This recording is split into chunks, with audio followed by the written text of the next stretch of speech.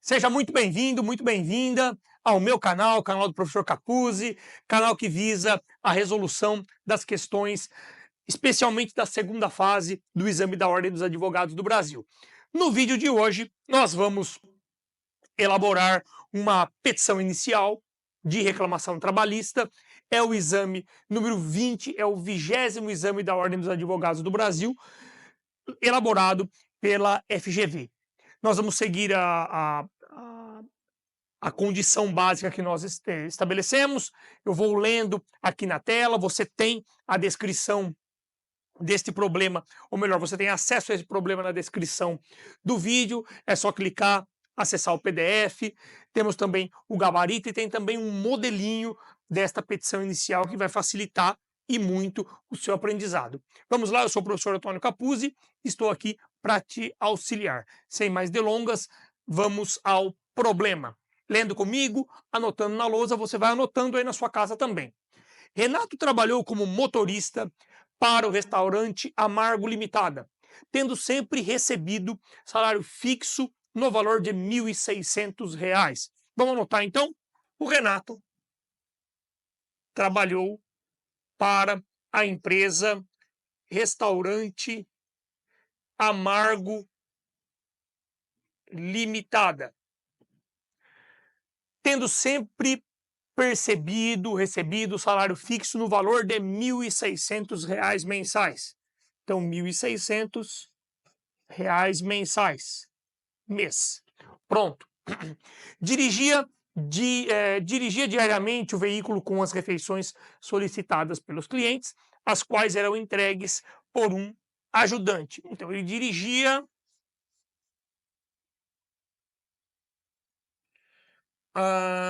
veículo com as refeições. Vamos lá, então. Veículo com refeições. Vamos anotando aos poucos para não nos perdermos. Vamos lá. Era entregue, então, por um ajudante. Vai lá. Foi dispensado imotivadamente após 2 anos de serviço. Então, dispensado sem justa causa após 2 anos. Vamos lá.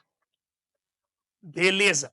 Ajuizou ação trabalhista, reclamação trabalhista, distribuída à 99ª Vara do Trabalho de Teresina, Piauí, pleiteando diferenças salariais. Perdão, pessoal, esse caso não é reclamação trabalhista, é uma peça de contrarrazões. Me perdoe, eu equivoquei no começo aqui, é contrarrazões. Vamos lá. Então, ajuizou reclamação trabalhista distribuída na 99ª Vara do Trabalho de Teresina, Piauí, pleiteando diferenças salariais decorrentes da aplicação do piso salarial estipulado para os funcionários em bares e restaurantes. Vamos anotando em azul aqui do lado os pedidos do Renato para que nós possamos compreender de forma mais adequada. Então, tivemos a reclamação trabalhista do Renato. O primeiro pedido foi de diferenças salariais. Vamos colocar piso da categoria.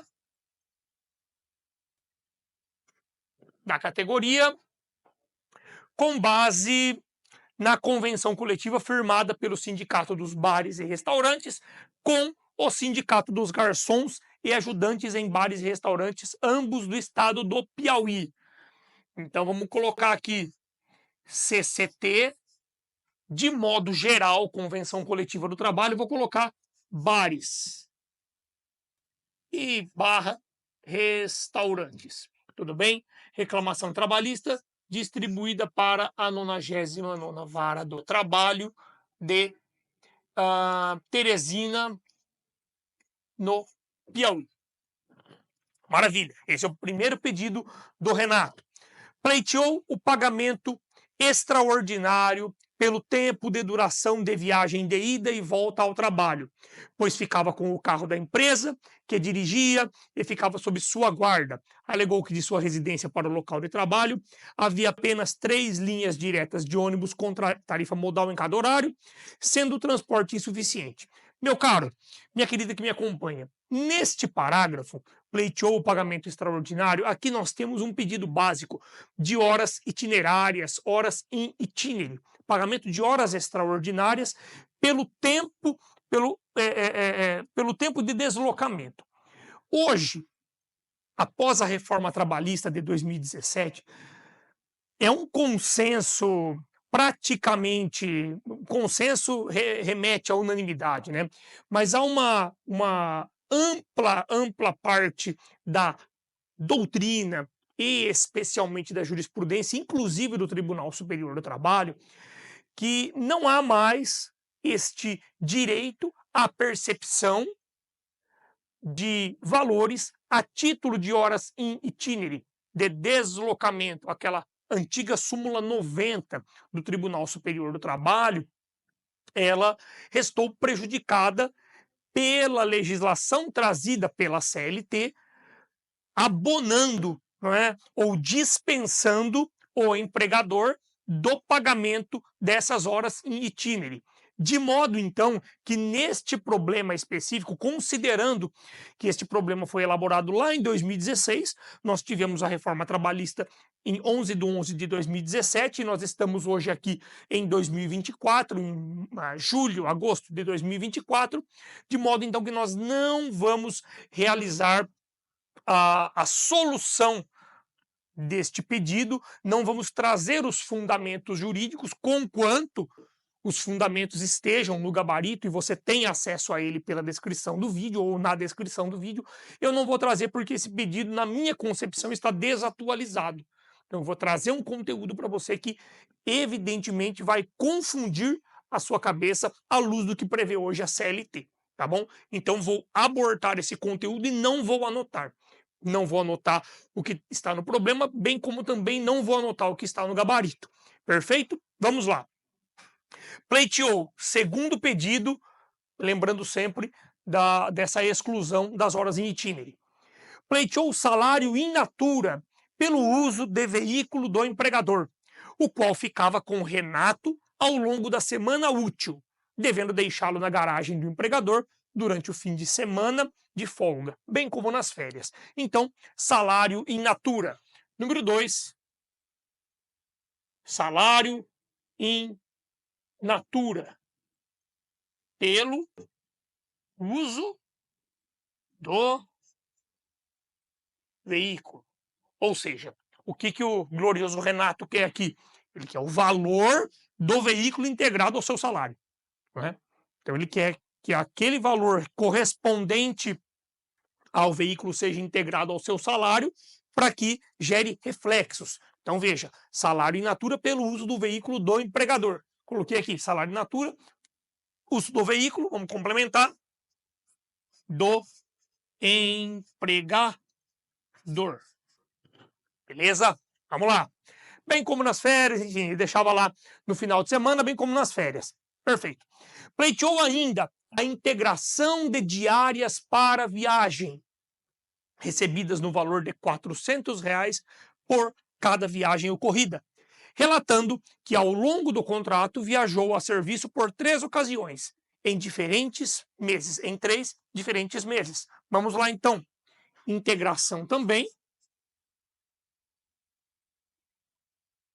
Integração. Cadê aqui? De diárias para viagem. Diárias. Vamos colocar aqui. Valor R$ 400. Ao longo do contrato viajou, ele deixa bem claro aqui, né? Viajou a serviço por 3 ocasiões em 3 diferentes meses. 3 oportunidades, 3 diferentes meses. Perfeito. Um risquinho aqui. Pronto. Número 4. Vamos lá.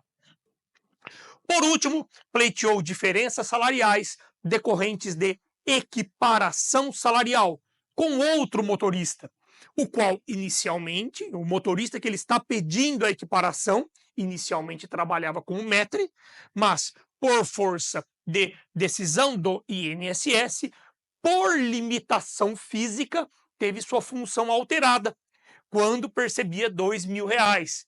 Perceba, então, o Renato recebia R$ 1.600, ele quer a equiparação salarial com este trabalhador que se ativava na função de maître no bar, no restaurante, enfim, ali, não é? Contudo, esse valor de salário, ou melhor, as funções deste trabalhador foram alteradas, ele foi readaptado por força de decisão do INSS. Então, eu vou explicar na resolução. Equiparação salarial, não é? O maître, ele recebia R$ 2.000 e continuou percebendo R$ 2.000, veja quando teve sua função alterada, percebendo R$ 2.000 mensais. Não é? Por força de, vou colocar aqui, readaptado,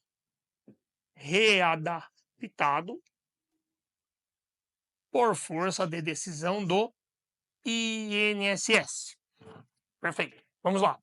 Na audiência, após a apresentação de defesa com documentos, foram dispensados os depoimentos pessoais. Anotando. Audiência.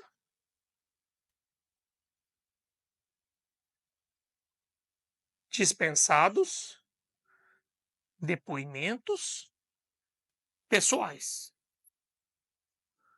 Beleza. A parte autora declarou não ter outras provas. Então, o Renato declarou, olha, não tenho provas a produzir. A parte ré requereu a oitiva de uma testemunha. Então, autor sem provas, réu. Opa. Uma testemunha a ser ouvida, a qual foi indeferida, a oitiva foi indeferida pelo juiz, gerando o inconformismo da parte ré, registrado em ata de audiência. Então vamos lá, oitiva de uma testemunha, indeferimento, irregular, protesto. Pela parte ré. Protesto é o inconformismo. Olha, eu quero produzir a prova, Vossa Excelência não deixa que eu produza. Não é? 10 dias após o encerramento, vamos anotando, vou pegar o vermelho aqui, 10 dias após o encerramento normal da audiência, o juiz, prolatou sentença de improcedência total dos pedidos. Vamos colocar aqui, sentença improcedência total. Vamos lá. Improcedência total dos pedidos com custas fixadas em R$ 500. Custas. R$ 500. O que mais? Mais uma informação importante. Inconformado, o Renato, autor, 15 dias após haver sido notificado da decisão de improcedência dos pedidos, 15 dias após notificação da decisão, apresentou medida jurídica cabível para tentar revertê-la. Medida jurídica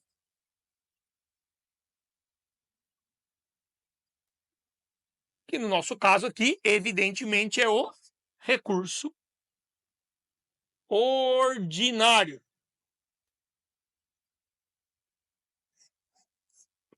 Perfeito? Vamos lá. Medida jurídica cabível para tentar revertê-la em juntar qualquer... Apresentou a medida jurídica cabível para tentar revertê-la em juntar qualquer documento. Enfim, bom, isso aqui é a parte que não importa. Você foi notificado como advogado da empresa, da ré, Restaurante Amargo Limitada, para apresentar a peça prático-profissional em nome de seu cliente. Redija a mesma apresentando os argumentos pertinentes. Então, Veja, meu querido, minha querida que me acompanha, nós temos um recurso ordinário interposto pelo Renato, né? Renato interpôs o recurso ordinário. A medida jurídica cabível, né, em nome do cliente, a medida jurídica contraposta ao recurso ordinário, que no caso aqui é pela empresa, são as contrarrazões. Nós temos o recurso ordinário, ele é composto da peça de interposição, que você já viu em outros vídeos eu solucionar, bem como também tem os modelos, a peça de interposição e as razões recursais que são dirigidas ao tribunal, que vai apreciar o recurso. Não é? Contrariamente a este interesse de reforma da decisão, que se pleiteia através do recurso, nós temos as contrarrazões, as razões do recorrido. Quem apresenta o RO, o recurso ordinário, é o recorrente. Quem apresenta as contrarrazões, recorrido. Aquele, na verdade, que venceu em primeira instância, que venceu quando da prolação da sentença. E no caso aqui, a empresa venceu. Nós tivemos uma sentença de improcedência total. Todos os pedidos do Renato foram julgados improcedentes, quer dizer, tudo que ele perdeu, ou melhor, tudo que ele pediu, ele perdeu. Devemos, então, apresentar a medida jurídica cabível, que é a peça de contrarrazões. O modelo você tem na descrição do vídeo, é absolutamente idêntico ao do RO, peça de interposição, bem como também as razões pelas quais a empresa ou a parte recorrida pretende que a decisão seja mantida. Eu quero que a decisão judicial seja mantida. Nós temos as razões do recurso, que vão combater a sentença, atacá-la. E eu tenho as contrarrazões ao recurso, no sentido, na mesma linha da sentença. Porque, veja, se eu quero que a sentença seja mantida, eu vou utilizar, dentre outros, os argumentos que o próprio juiz utilizou para julgar improcedente os pedidos. Tá bem? Perfeito? Então, vou pedir para o meu querido Jonatas para nós irmos para o gabarito e vamos solucionando passo a passo as questões aqui que nos são submetidas. Primeiro ponto do gabarito, item, contrarrazões da ré. Então, peça. Contra, né, razões. Essa é a peça solicitada pela Ordem dos Advogados do Brasil. Petição endereçada ao Juiz do Trabalho da 99ª Vara do Trabalho de Teresina, Piauí, bem como razões endereçadas ao TRT do Piauí, natural, bem como nós já aprendemos no recurso ordinário. Peça de interposição para a 99ª Vara do Trabalho de Teresina, no Piauí, dizendo, não é, que se a vontade da recorrida se coaduna com a sentença prolatada pelo juiz. Peça de interposição ao juiz de primeiro grau e as contrarrazões dirigidas ao Tribunal Regional do Trabalho do Estado do Piauí. Então temos 010, bem como as razões 010. Se eu tenho peça de interposição e tenho peça dos contra-argumentos face ao recurso, eu tenho 010 também. Qualificação do recorrido, bem como também do recorrente, nós temos isso, tudo bem? Restaurante Amargo Limitada e o Renato, perfeito? Tudo no modelo, na descrição do vídeo, para nós não perdermos tempo aqui. O nosso objetivo é passar de modo fluido o conteúdo para que você possa ouvir no carro, ouvir na sua casa, ouvir fazendo a sua academia, ou na sua caminhada, tomando banho, enfim, da forma como você achar mais conveniente. Preliminar de intempestividade do recurso. Fundamental. Preliminar de intempestividade. E por que, professor? Olha, nós estamos carecas de saber, não é, que no processo do trabalho o prazo para recurso é de 8 dias úteis. tranquilo, processo do trabalho, 8 dias úteis, salvo embargo de declaração, etc., né, que nós temos um prazo diverso, mas a regra absolutamente geral no processo de trabalho, 8 dias úteis para a interposição de recurso, seja de recurso ordinário, seja de recurso de revista, enfim, né? Bom, o Renato, ele interpôs o seu recurso ordinário 15 dias após a notificação da sentença, após a intimação da sentença, melhor dizendo. De modo que está esse recurso, melhor dizendo, sabidamente intempestivo. Já era, perdeu, Renatão. Esquece. Né? A não ser que haja uma justificativa muito plausível no sentido de haver feriados, enfim, né? Mas não é o objeto do problema. Temos que levantar essa intempestividade recursal. 8 dias úteis. Tem um modelinho aqui na descrição do vídeo. Tá? Trazendo essa preliminar, você já leva 0,20. Mais uma preliminar, que é de deserção do recurso. Mas como que eu sei, professor?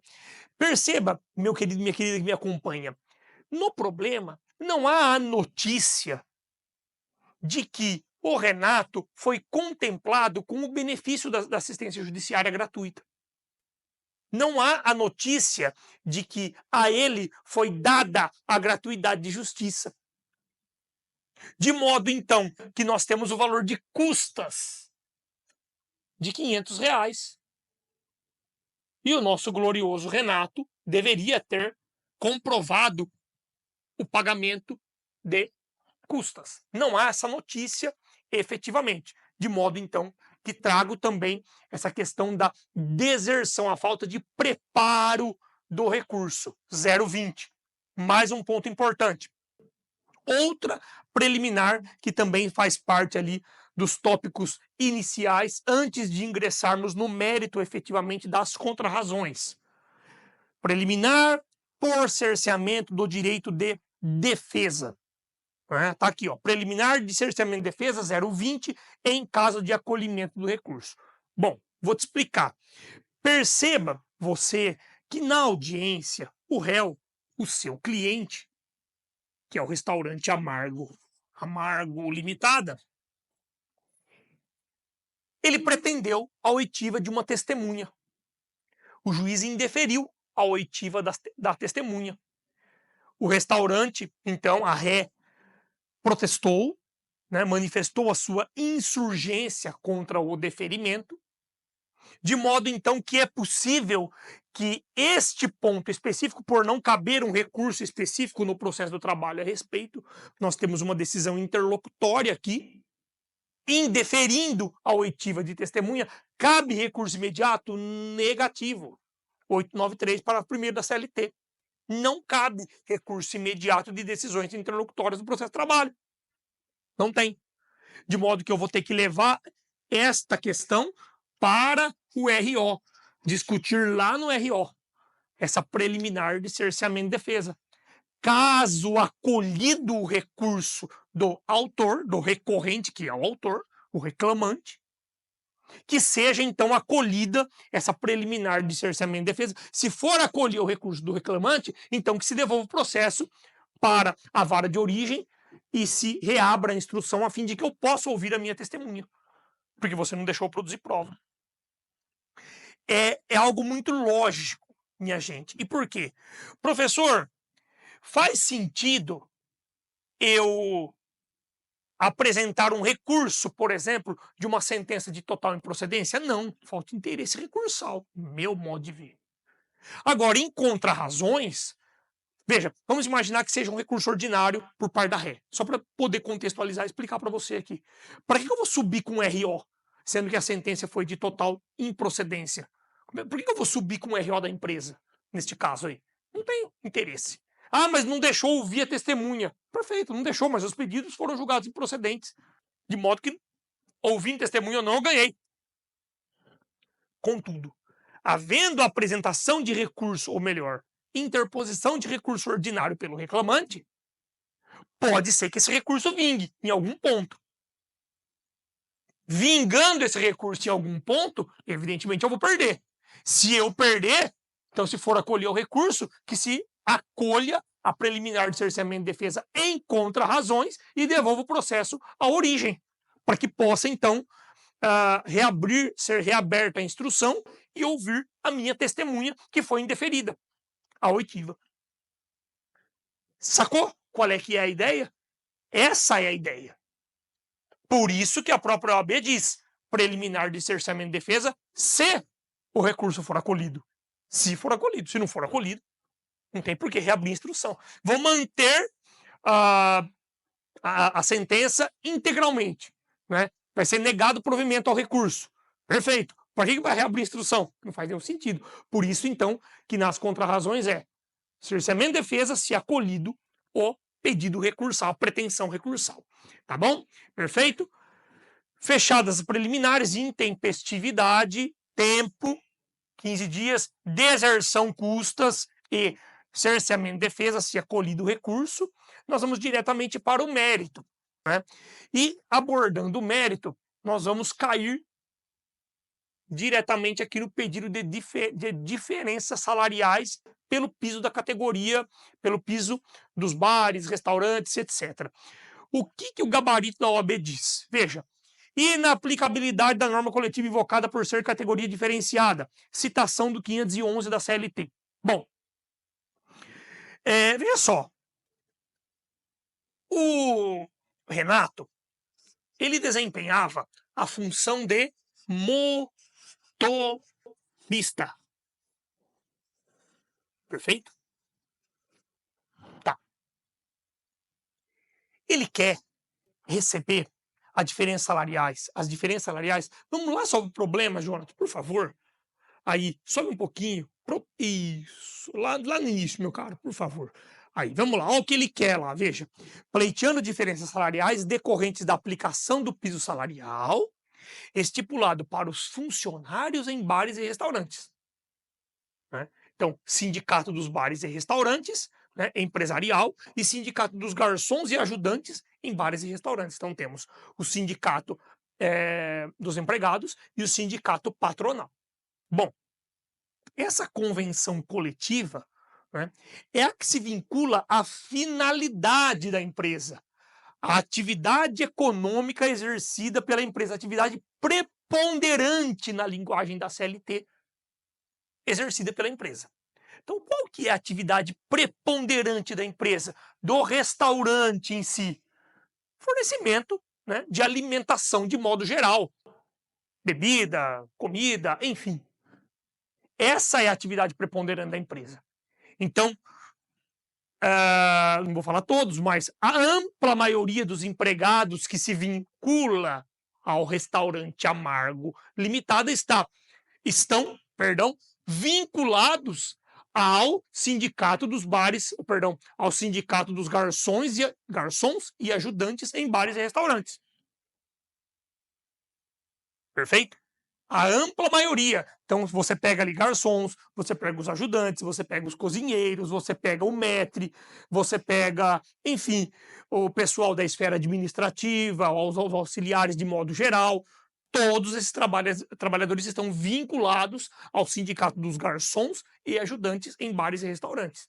Para que você entenda isso, você tem que voltar lá, né, na questão do direito coletivo do trabalho e estudar um pouquinho a forma de filiação ao sindicato.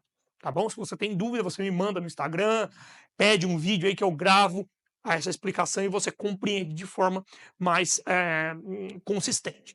Tá?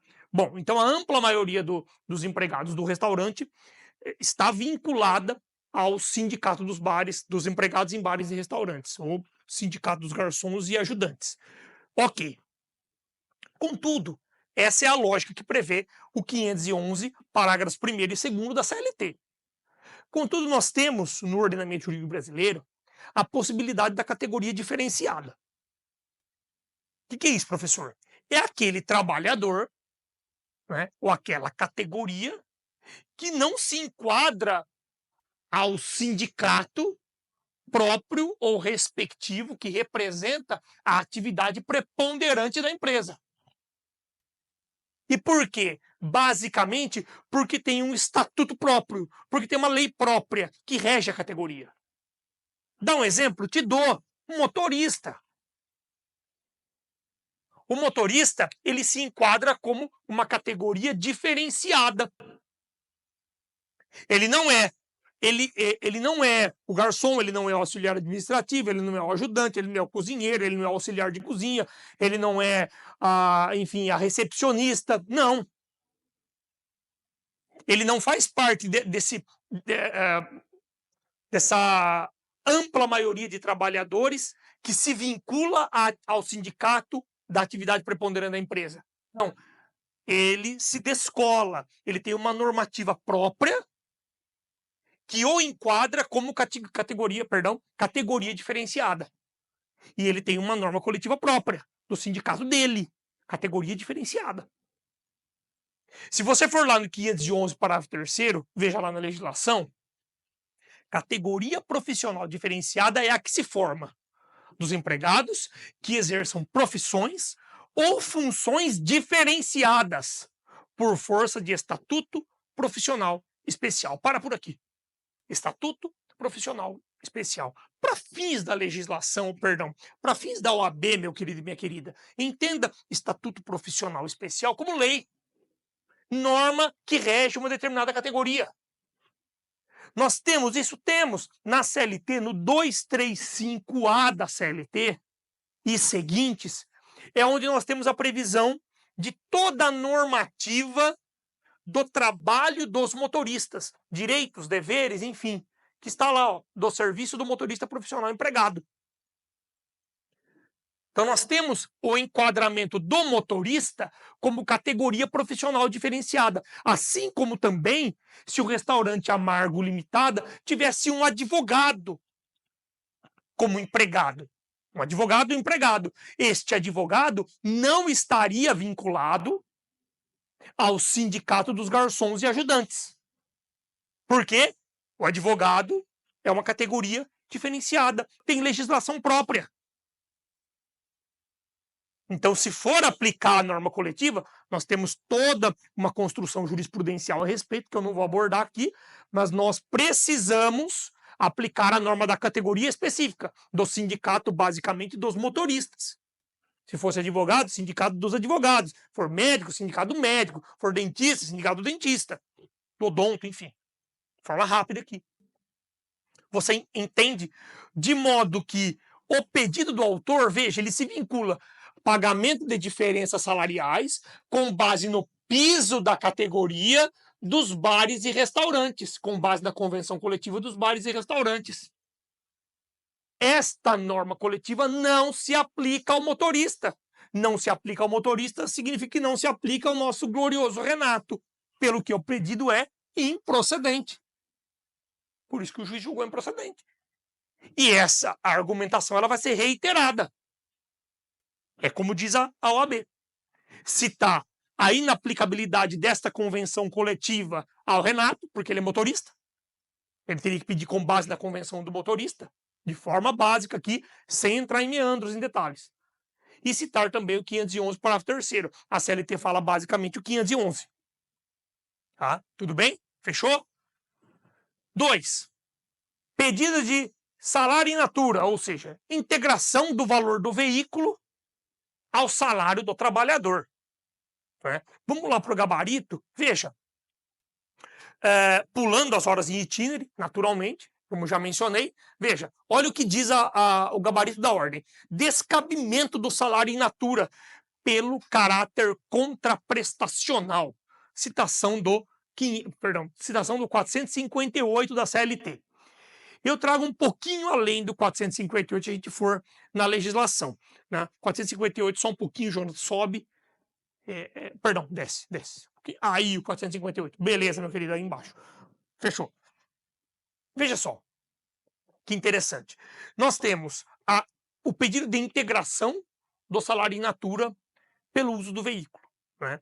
Então, também sem entrar em detalhes específicos do cálculo, de como se faz esse cálculo do salário in natura em relação ao veículo, né, que não é objeto do nosso questionamento, da nossa prova, Vamos imaginar que esse salário in natura do veículo deu em torno de R$500 por mês, R$1.000 por mês. Ele quer que integre este valor ao seu salário para gerar reflexos em FGTS, em 13º, etc, etc. Ele quer o salário in natura, né? Ele quer a integração, não é o pagamento em si do valor do veículo, porque o veículo já está sendo concedido a ele.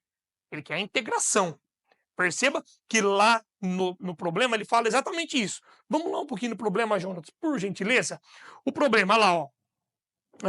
Pleiteou salário in natura pelo uso do veículo do empregador. É isso que ele quer. Ele quer a integração do valor do veículo. Bom, a OAB fala, citando o 458. Além do pagamento em dinheiro, vamos lá ler. Além do pagamento em dinheiro, compreende-se no salário para todos os efeitos legais, alimentação, habitação, vestuário e outras prestações in natura que a empresa, por força do contrato, costuma fornecer habitualmente ao empregado, né? Veja, a ideia, meu querido e minha querida, nesse aspecto, é aplicar não só o 458 da CLT, mas pura e simplesmente aplicar a súmula 367, item 1. Que no meu modo de entender, seria a adequada para solucionar esse problema aqui. A OAB fala, artigo 458, pelo caráter contraprestacional. Me parece, com todo respeito a quem elaborou o gabarito aqui, que esse fundamento específico não é o mais adequado. Pode ser, mas no meu ponto de vista, com respeito, não é o mais adequado. Seria a súmula 367, item 1. Veja o que fala a súmula 367, item 1 do TST.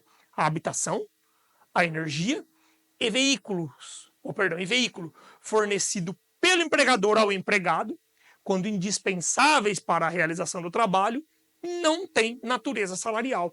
Ainda que no caso do veículo, seja ele utilizado pelo empregado também em atividades particulares. Então veja, a empresa disponibilizava o veículo durante a semana. Está muito claro lá no problema. Ele tinha que devolver aos finais de semana e também nas férias. Então está na cara que o fornecimento desse veículo era para o trabalho e não pelo trabalho. A empresa não estava dando o veículo ao empregado, não estava fornecendo o veículo ao empregado como um pagamento pelo trabalho. Não. Era para a melhor realização do trabalho, já que ele era motorista.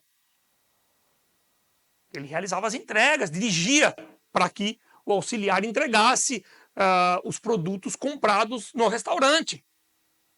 E essa solução está muito clara na súmula 367. Veículo fornecido pelo empregador ao empregado quando indispensável para a realização do trabalho não tem natureza salarial, mesmo que seja utilizado também em atividades particulares. Então deixava o veículo com o Renato lá durante o dia para que ele pudesse trabalhar, enfim, né, nós não temos o horário específico de entrada e saída, para que ele pudesse trabalhar e também atingia, vamos imaginar presumivelmente aqui, que também as atividades particulares dele. A súmula 367, item 1 é clara. Mesmo que se utilize o veículo para fins particulares, né, quando esse veículo é indispensável para o trabalho, não tem natureza salarial. Perfeito? Esta é a ideia. De modo, então, que o juiz julgou improcedente este pedido, né, de integração do valor.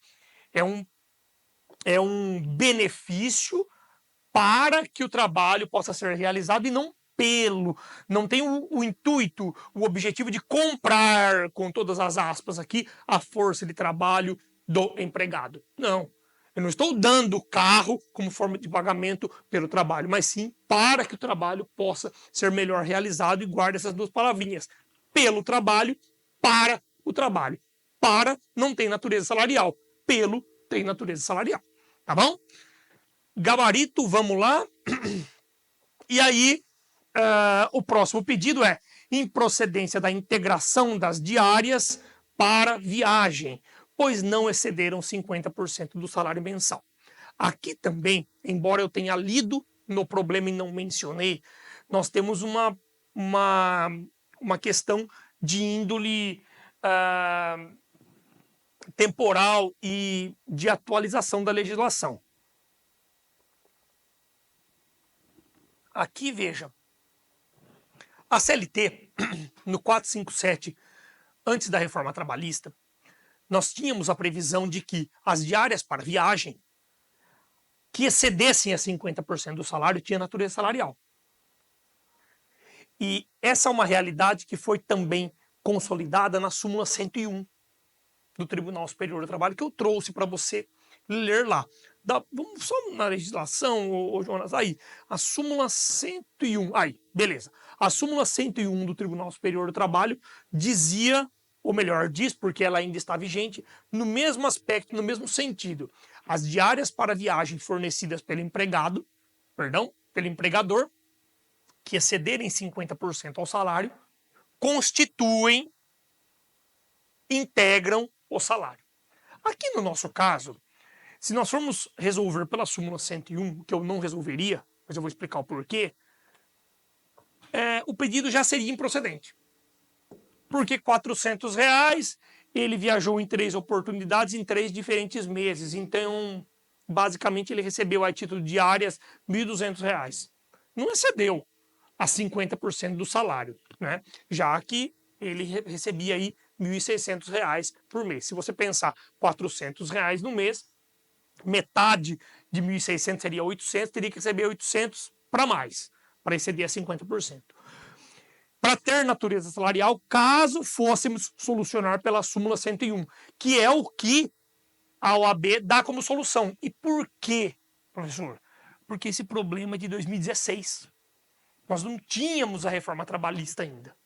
Hoje, a reforma trabalhista não faz mais, ou melhor, a CLT não tem mais essa distinção de 50%. Veja o 457, parágrafo 2º, que está aí na sua tela. As importâncias, ainda que habituais, pagas a título de ajuda de custo, auxílio alimentação, vedados o pagamento em dinheiro, diárias para viagem, não integram a remuneração do empregado. Veja que o 457, parágrafo 2º, não fala mais 50%, 50%, menos, mais, não fala mais. Mas a súmula fala, professor, e tem decisões nesse sentido. Decisões nesse sentido não valem para a OAB. Não há uma consolidação de um posicionamento. A súmula está vigente ainda, professor? A súmula está vigente, meu querido, minha querida, mas a lei fala diferente da súmula. Você não vai querer comparar o posicionamento simulado com a lei. Não é? A legislação, óbvio, vale mais que a súmula. De modo, então, que no meu humilde entender, né, e a OAB não cobrou mais isso posteriormente, né, não nesse sentido especificamente, não há mais essa limitação. 50% você ganha mais, 50% do salário tem natureza salarial. Se ganhar menos, não tem. Tá? Era uma distinção que a própria legislação optou para tanto, e a súmula consolidou. Tá? Eu resolveria, se fosse hoje, aplicando literalmente o 457, parágrafo 2º. Ó, a parada é a seguinte: não tem natureza salarial, 457, parágrafo 2º, resolveu, matou. Pronto, improcedente o pedido. Pum. Ou, se quiser ir pela súmula 101, também não excedeu a 50% do salário mensal. Beleza? E aí, para finalizar o mérito, efetivamente, ele pede ele pede a equiparação salarial. Ele ganha R$1.600, né? Ele ganhava R$1.600, me perdoe. Ele ganhava R$1.600 e pretendia ganhar 2, fruto da equiparação salarial com o METRE, que ganhava R$2.000. Bom, então pretendia receber aí uma diferença de R$400, fruto da equiparação salarial. Contudo, perceba que o METRE, ele é um trabalhador readaptado pelo INSS, por conta de uma limitação física, que não se diz qual é e não me importa também. O que importa é que o problema diz: o METRE foi readaptado e permaneceu ganhando R$2.000. Bom, o que o gabarito fala? Improcedência de diferenças salariais por equiparação, porque o modelo, quem que é o modelo? É o paradigma, é o espelho. Quem que é o espelho? É o METRE. Eu olho aquele paradigma, aquele espelho, e eu digo: eu quero ser igual a ele. Eu quero ganhar igual a ele. Improcedência de diferenças salariais por equiparação salarial, porque o modelo era readaptado, não servindo como paradigma. Tranquilíssimo. Você acha essa resposta direta e reta no 461 parágrafo 4º da CLT. Só você ir lá. Subir um pouquinho só, Jonas, por favor. Aí, é o último, tá? Perfeito. Olha lá, ó. 461, parágrafo 4º da CLT. O trabalhador readaptado em nova função por motivo de deficiência, seja ela física, mental, enfim, atestada por órgão competente da Previdência, o problema fala, por decisão do INSS, não servirá de paradigma para fins de equiparação salarial. A legislação pura e simplesmente veda. O trabalhador que é readaptado pelo INSS, deficiência física ou deficiência mental, não pode servir de modelo, de paradigma, de espelho para equiparação salarial. Tudo bem? Porque ainda vamos tentar trazer aqui um meandro, uma explicação lógica para o 461, parágrafo 4º. Veja, ainda que este metre, né, ele não tenha a produtividade adequada ou que a produtividade seja menor e eu, a par das minhas atribuições, consiga chegar a essa produtividade ou desempenhar com a mesma com a mesma perfeição técnica o trabalho desta pessoa, tem que se levar em consideração que ela tem uma limitação física ou mental. E a legislação, ela veda esse tipo de equiparação em relação ao trabalhador readaptado. De modo, então, que é somente aplicar, trazer a legislação, aplicar ao caso concreto. Olha, o METRE é readaptado pelo INSS e ele não pode servir para equiparação salarial. Professor, se não fosse readaptado, obedecendo os requisitos do 461 da CLT, tudo bem, poderíamos pensar nessa equiparação. Contudo, a legislação veda expressamente e você não pode atropelar a legislação aqui.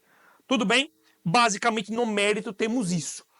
Para finalizar as contrarrazões do recurso ordinário, temos renovação do requerimento de acolhimento das preliminares, sejam elas, né? São elas intempestividade, deserção e cerceamento de defesa, tem que renovar, tudo bem? Requerimento de manutenção da sentença, então, ou melhor, requer que o recurso não seja conhecido e, se conhecido, seja desprovido, não haja provimento ao recurso. Posteriormente, data, OAB, advogado, tem todo o modelo aqui na descrição do vídeo. Perfeito? Essa é a solução, então, das contrarrazões do exame 20, do 20º exame da Ordem dos Advogados do Brasil, levado a efeito pela FGV. Eu sou o professor Antônio Capuzzi. Se você deseja um contato direto comigo, pode me mandar um direct lá no Instagram, @professor Capuzzi. Pode também comentar esse vídeo, compartilhar, curtir esta postagem, se inscrever no canal, que é muito importante para que eu possa continuar produzindo. Se esse conteúdo gerou um aprendizado em você, em algum conhecido, em algum querido seu, por favor, me dê essa notícia, comenta ali, professor, tá legal, não tá legal, queria que melhorasse isso, melhorasse aquilo, fiquei com dúvida, vou explicar para você, tá bom? Tô sempre à disposição, fique com Deus, até a próxima, tchau!